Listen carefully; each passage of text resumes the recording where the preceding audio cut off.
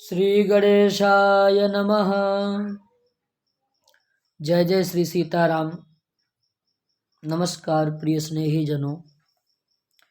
इस समय विवाह के अवसर चल रहे हैं, तो हमने भी विचार किया कि क्यों ना विवाह संस्कार विषय पर एक वीडियो बनाकर अपने YouTube चैनल पर पोस्ट करूं। इसलिए हमारी ओर से एक निवेदन मात्र समझकर आप लोग स्वयं निर्णय लेने में सक्षम हो, ऐसी अपने आराध्य प्रभु महादेव से प्रार्थना करता हूँ। विवाह केवल एक संस्कार मात्र नहीं, बल्कि अपने आप में एक पूरी संस्था है, व्यवस्था है।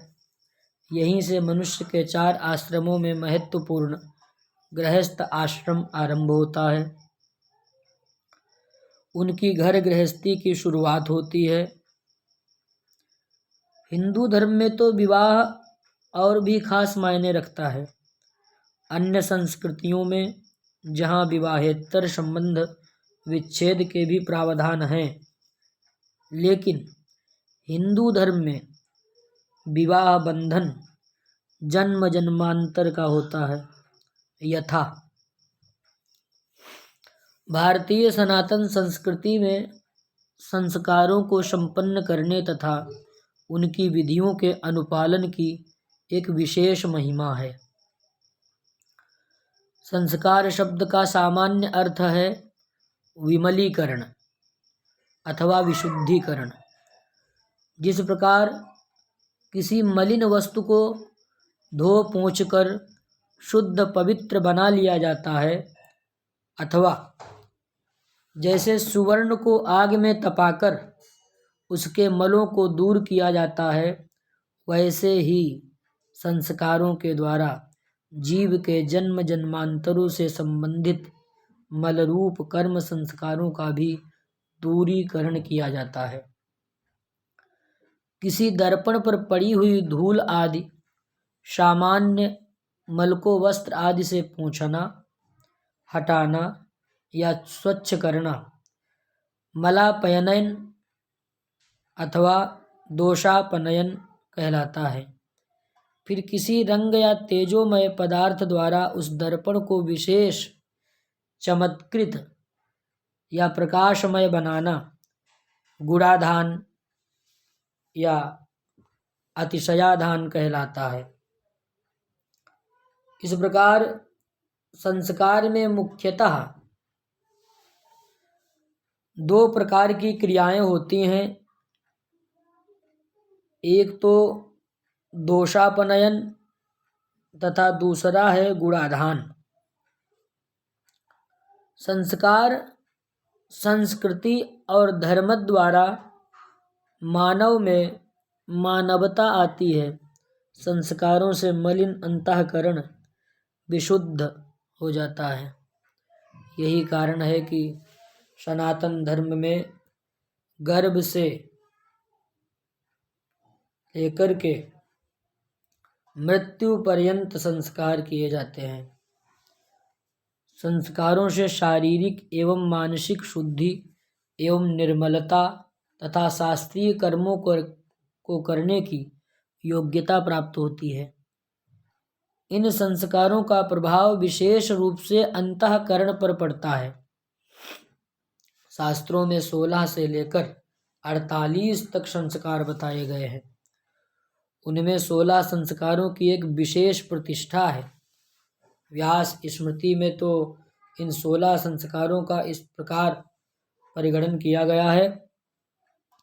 प्रथम तो गर्भाधान, दूसरा पुंसवन, सीमंतोन्नयन, जातकर्म, नामकरण, निष्क्रमण, अन्नप्राशन, वपन क्रिया अर्थात चूड़ाकरण, कर्णवेध, उपनयन, व्रतादेश, वेदारंभ, केशांत, समावर्तन, विवाह, विवाहाग्नि परिग्रह तथा त्रेताग्नि संग्रह, कुछ आचार्यों के मत में अंत्येष्टि कर्म को 16वें संस्कार के रूप में परिगणित किया गया है। 16 संस्कारों में विवाह संस्कार का अपना एक विशेष महत्व माना गया है।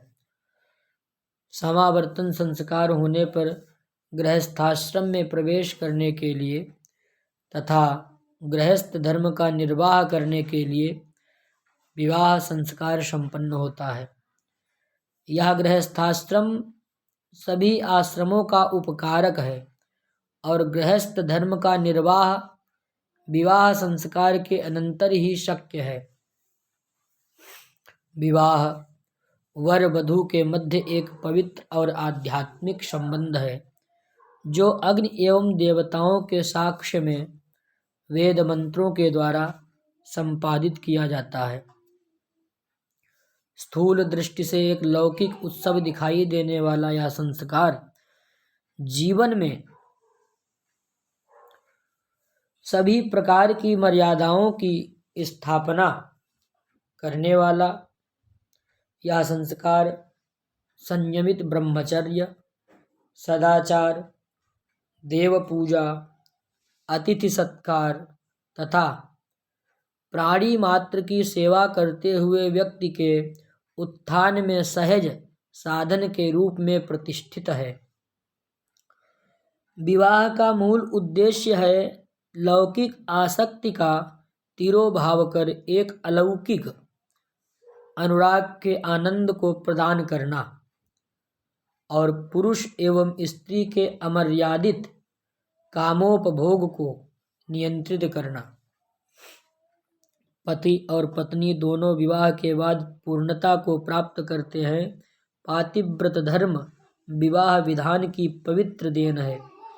भारतीय विवाह प्रक्रिया स्त्री पुरुष को एक अविच्छिन्न संबंध प्रदान करती है और यह पवित्र बंधन उनके पूर्व जन्म का और भावी जन्म का भी अभिन्न संबंध निश्चित करता है।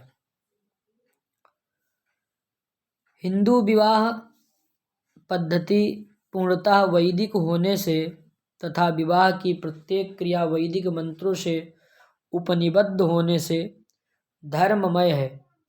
वर्तमान में प्रचलित बाह्य आडंबरों से विरत रहकर पवित्र कृत्यों का संपादन करना चाहिए, तभी वैवाहिक संबंध अखंड सौभाग्य देने वाला एवं गृह परिवार के लिए मंगलमय हो सकेगा। वर्तमान में धार्मिक विधि विधान गौण होते हैं और बाह्य आडंबर पर विशेष बल दिया जा रहा है। यह बड़े दुख की बात है। विवाह में अनुष्ठीयमान अनेक कर्म हैं, कुछ प्रधान हैं, कुछ अंगभूत हैं तथा कुछ कुल परंपरा से प्राप्त हैं। कन्या प्रतिग्रह, पाणिग्रहण, लाजा होम, अश्मारोहण, सप्तपदी तथा जयादि होम ये प्रधान कर्म हैं तथा मधुपर्क, सूर्य दर्शन एवं ध्रुव दर्शन, हृदयालंबन, अभिषेक तथा चतुर्थी कर्म ये विवाह के अंगभूत कर्म हैं। शाखोच्चार, ग्रंथि बंधन, अंतःपटकरण और सिंदूर दान इत्यादि कर्म आचार प्राप्त हैं। आचार्य पारस्कर जी ने बताया है कि विवाह संस्कार एवं स्मशान कर्म में देश काल की मर्यादा का भी पालन करना चाहिए, अर्थात इन संस्कारों में कुल परंपरा का भी आदर करना चाहिए। जैसे विवाह स्मशान योर ग्रामम प्राविशतात, विवाह में प्रयुक्त होने वाले मंत्रों का भाव बड़ा ही उदात्त तथा कल्याणकारी है जो वर वधू के मांगलिक दाम्पत्य की अभिवृद्धि करता है।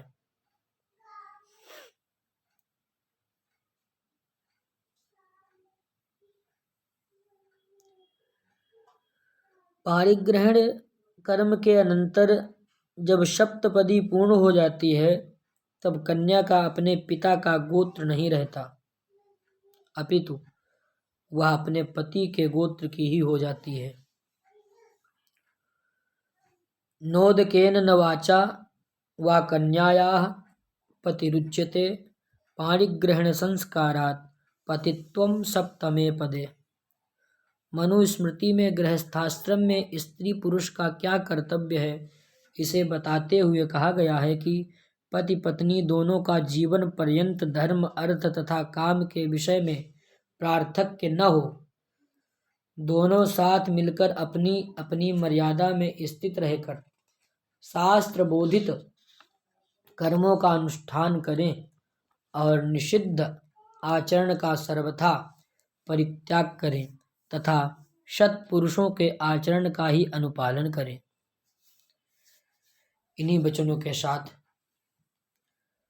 शुभ मंगलमय आशीर्वाद। जय जय श्री सीताराम। हर हर महादेव। नमस्कार।